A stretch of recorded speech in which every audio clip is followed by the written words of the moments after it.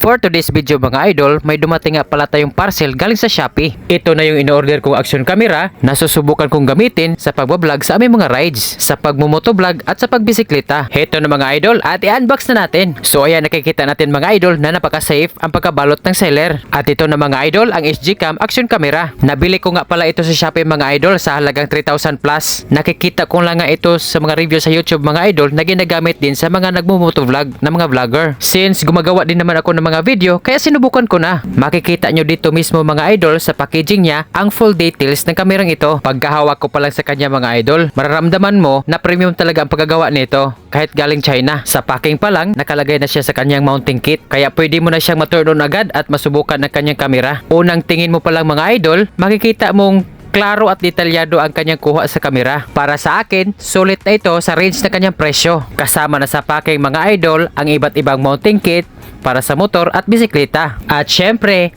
andyan na rin yung manual na madalas hindi binabasa. So ayan mga idol, ganyan karami ang kasama niya mga mounting kit sa isang pack. So andyan na rin yung charger, yung manual, pati yung logo ng SGCam na sticker. Ayan. So ganyan kadami ang kasama sa isang pack mga idol. So sulit na sa presyo. So ang link nito mga idol nasa video lang. Pindutin nyo lang yan para sa legit na link para hindi kayo maligaw doon sa mga hindi legit na mga SGCam na camera. So ayan mga idol, maraming salamat.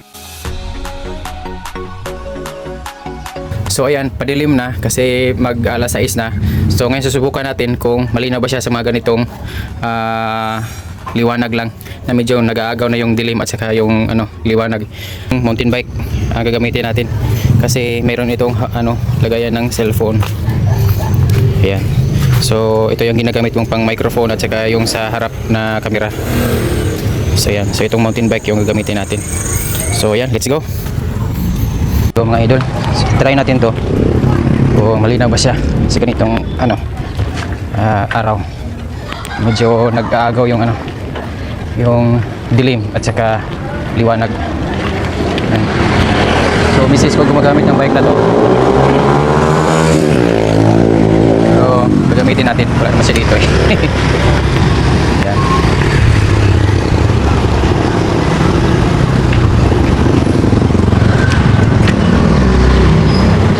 Medyo nagagaanan na ako dito sa bike na to mga idol kasi nasanay na ako doon sa road bike. So ito gagamitin natin para may try natin itong SGCam na ginagamit natin. So libot lang tayo doon sa highway mga idol. Ayan. So papunta na tayo ng highway, tapos libot lang tayo na sandali sa highway, tapos balik naman dito. Ayan. Kailangan ko talagang subukan tong ganito mga idol kasi minsan nagyayaya yung kung nakita nyo sa Facebook page ko na nagra-rides kami ng mga bisikleta, mga siklista. Sumasama ko doon sa sa mga siklista nagra-rides. So ginagamit ko doon is yung road bike kasi medyo mabilis yon. Tapos itong mountain bike kasi itong ginagamit natin ngayon is hindi pa to na-upgrade. So medyo hindi siya makasabay doon sa mga veterano, mga siklista. So ngayon, na-try ko ito kung paano ang setup nito para pag maka-join ako ulit doon sa mga siklista na yon. Magagamit ko na itong SGCam, action cam na bagong bili natin. So para dire-diretso na, alam ko na kung paano yung diskarte. Tinitingnan ako ng mga tao kung saan ba ako pupunta. So nagka-costume naman ako eh. So alams na, magra-ride ako. So mag-alas 6 na, kaya lang medyo maliwanag pa. So masusubukan ito ngayon, itong camera na to, kung maganda ba ang kuha niya sa ganitong sitwasyon na nag-aagaw yung dilim at saka liwanag. Yan, may nagba-barbecue na. So dito sa harap, itong cellphone ko dito sa harap, ito yung ginagamit kong pang microphone. Kasi itong SGCam na to, na action cam na nabili natin is wala siyang saksakan for external na microphone. So kaya gumagawa lang ako ng diskarte. Yan, sakto din para magkaroon naman ako ng view dito sa harap. Hindi puro SGCam lang yung may makikitang view.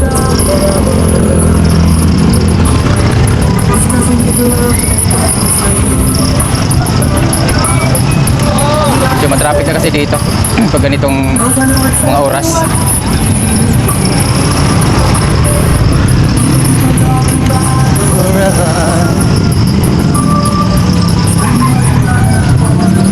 Okay, go na, go, go, go, go.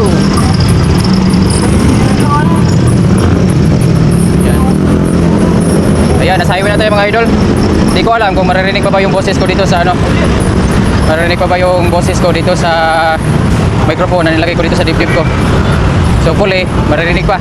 Kasi medyo maingay na. Maingay na talaga dito sa ano, sa highway. Tapos open pa yung ano, mic. Although meron naman siyang pangsangga ng ano, noise reduction.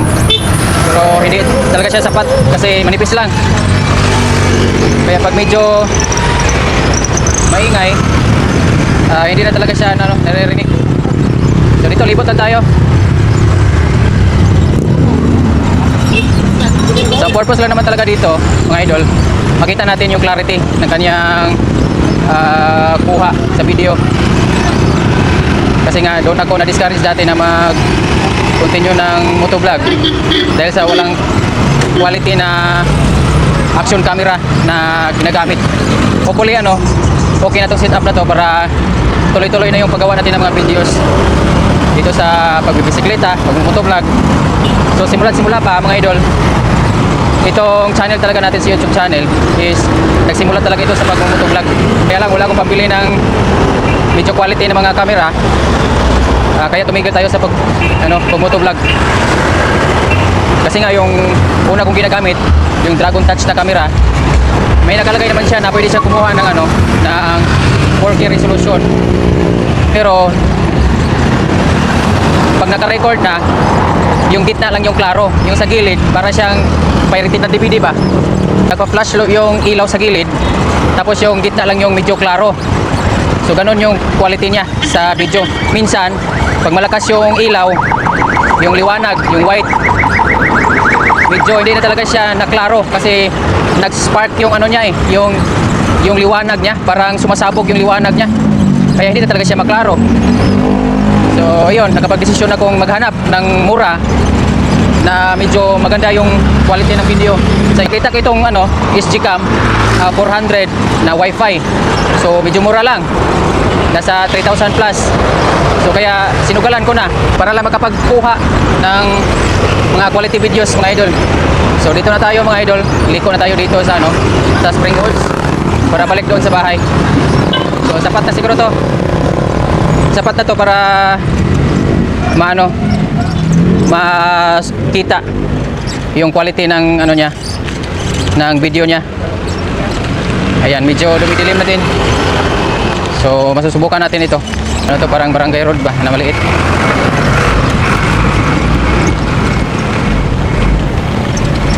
Okay tong ano mga idol gamitin, mountain bike kumpara doon sa road bike.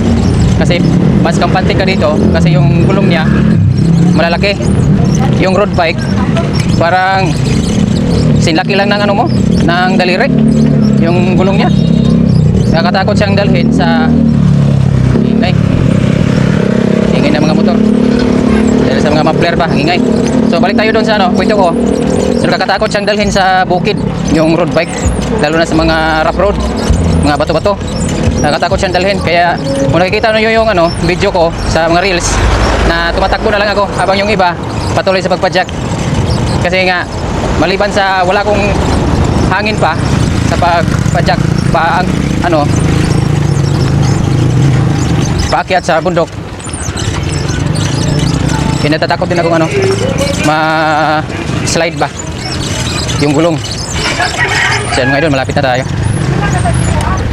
So padaanin muna natin ito. So uminto siya. Thank you. Pinapadaan niya tayo. Mababa lang tong upuan ng bisikleta ng misis ko kasi binabaan ko kasi hindi niya abot. So pag doon sa pagbakan talaga, hindi pwede itong ganitong mababang ano, upuan kasi nga nakakangalay sa tuhod. So in-adjust ko lang para sa kanya kasi hindi pa siya sanay. Ayan. mga idol, maraming salamat sa pagsubaybay. And hopefully mga idol, mag-subscribe din kayo dito sa YouTube channel natin para mas mag-grow pa itong YouTube channel natin. Kasi yung unang na-monetize yung Facebook page ko. Tapos doon muna ako nag-upload ng mga videos para ma-continue yung earnings.